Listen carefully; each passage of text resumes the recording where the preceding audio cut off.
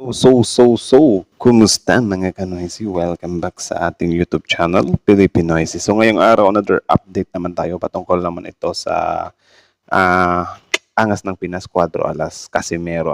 So yeah, ang video ito ay mula kay Dugyot. So meron itong pamagat na inuwe, duwag daw si Casimero, kaya pala di natuloy ang laban. So wala, catchy sa akin yung title kasi si Casimero pa talaga yung naduduwag na alam naman natin men, kahit siguro grade 1, grade 2 alam na si Inoue yung naduduwag. So bago natin simulan, Dugyot, supportahan nyo yan. Tapos syempre content nyo ng mga ganitong reaction video, may kasama kayong manood. Huwag nyo na rin kalimutang supportahan yung YouTube channel natin, Pilipinoisy. So mga kanoisy, hindi na natin ito patatagalin pa. Simulan na natin. So again, ang pamagat ng video ito, Inoue duwag daw si Casimero, kaya pala di natuloy ang laban. So again, Dugyot, Pilipinoisy, like, comment, share, subscribe. Start. Ang Japan ang si Casimero ay magawang manalo sa Ulit. Start 0 dapat. Nagimbal nga ang bansang Japan ang si Casimero ay magawang manalo sa pinakaimpresibong paraan sa naging laban nito sa Mexicanong si Saul Sanchez. Na kung saan ay lantarang hinamon ni Casimero ang tinaguriang The Monster ng Japan na si Naoya Inoue. Yan lang yung The Monster na merong kinakatakutan. Sa naging pahayag po nito pagkatapos may panalo ang laban sa ikaunang round pa lamang, ay maraming mga Hapon ang hindi natuwa sa paghahamon na ito.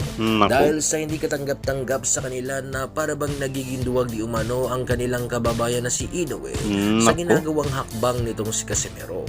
Kaya naman gumanti ng mga pambungad na hakbang ang mga Hapon na kung saan ay sinabi ng mga ito mga idol na sa kung paano nga daw ba katatakutan ni Naoya Inoue ang ganitong klaseng kalaban na di kuno may talo-talo ang unang kalaban na kinaharap ng mga boksingero.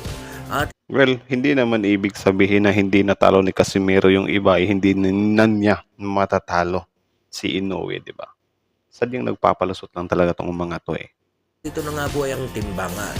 Pilit na pinamumukha nito mga Japanese media na walang paraan para nga daw matakot si Naoya Inoue dito sa ating maangas na kababayan. Ngayon mga idol, alam niyo po ba na itong si Casimero po talaga ang hinihinalang takot ni Naoya Inoue? Bakit kanyo? Dahil sa noong naikasa ang laban nila dito sa Bantamweight Division at ito na nga po ang unification fight sa pagitan nitong tatlong titulo ay humingi ng pay cut si Bob Arum na promoter ni Inoue.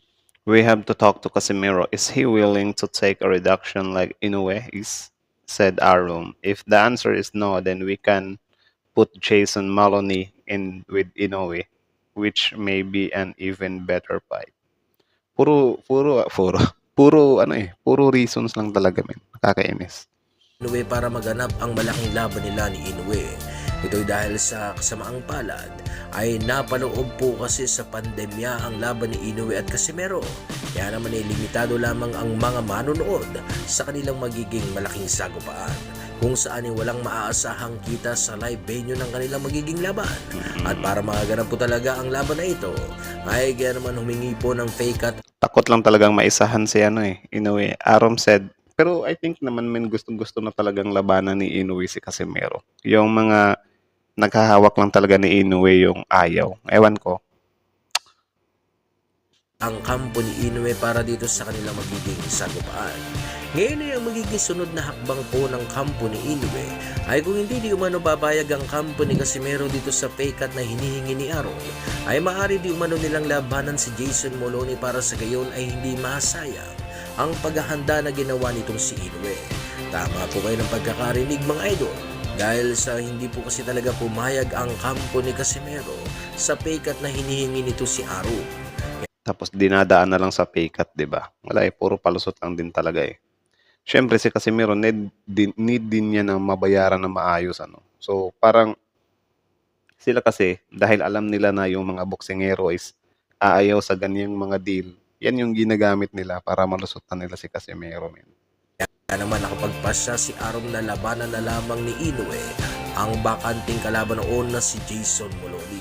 Ito po ang sinasampal ni Naoya Inoue kay Casimero na kung saan dahil nga sa ayaw nitong mabawasan ang kanyang kita sa laban ay mas pinili na lamang nito na makansila ang laban nila ni Inoue at palitan pare-pareho ang kanilang mga nakalaban.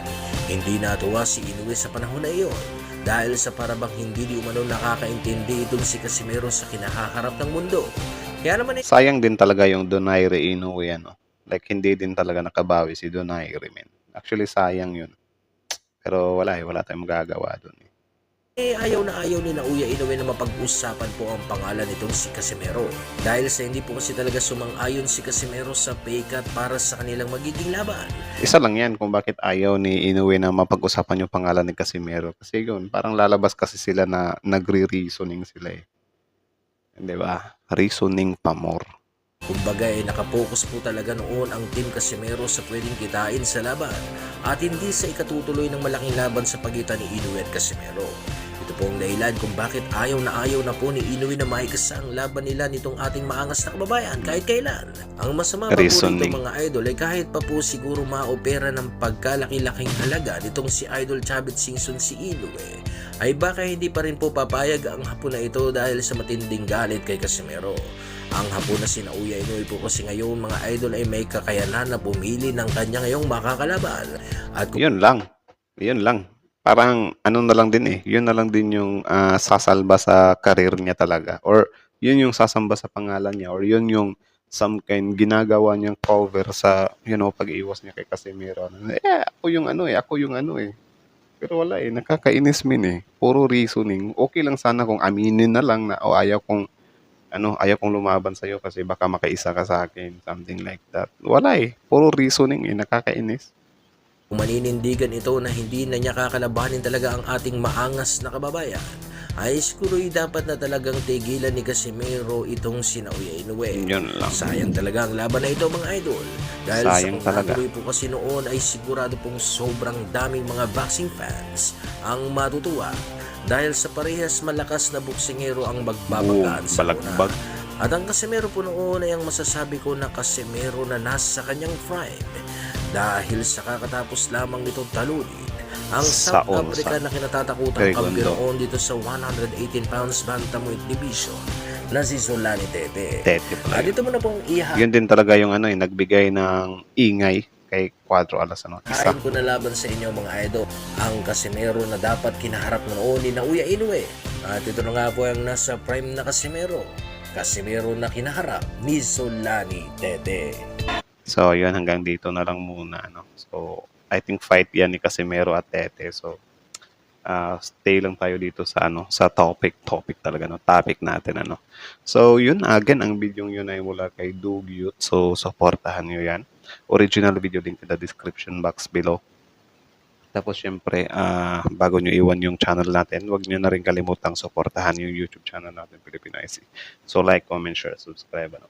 So, malinaw na malinaw pa yon kung kung ayaw talaga ni Inoue. Pero, yun nga, sobrang sayang kasi.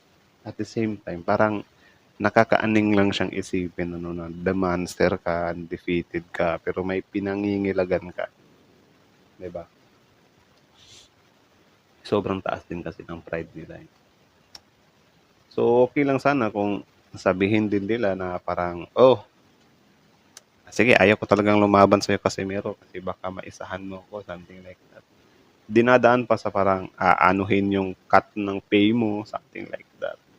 Eh, syempre, sobrang unfair naman dun. Unfair naman yun kay Casimero, di ba? Pag-i-effortan niya rin yan eh. Parang kasi tawag dyan. Wala lang. Ang lakas lang makaanin. At the same time, nakakainis lang talagang isipin na puro lang talaga reasoning, min. Diba? Ngayon, may paano-ano pa na duwag daw si Casimero.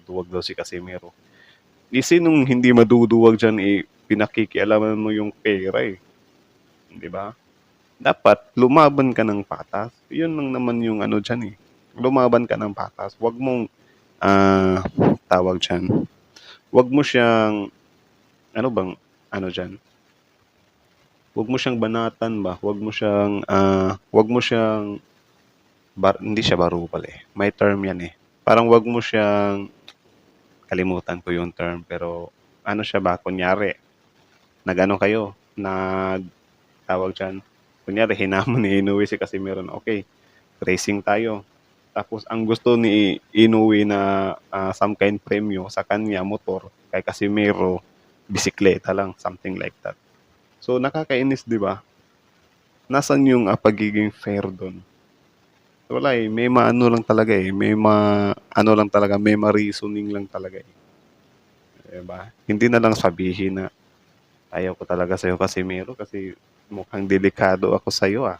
Diba? Lalo na yung last fight ni Casimero na binulagtan niya lang ng round 1. Of course, uuga talaga yung ni Inoue doon. Alam naman natin si Inoue din is iniingatan niya rin yung record niya, no? So, ewan ko. Ano lang talaga, I think susugal lang talaga siya sa, doon sa malalaki ang pera or something like that na siya yung some kind magbe-benefit. Which is nakakainis lang din talaga. So, yun lang naman. Kayo na masasabi nyo dito, comment down below. Tapos yun, pag-usapan natin yan sa comment section. So, again, Dugyot, Filipinoises. So, like, comment, share, subscribe. Filipinoises.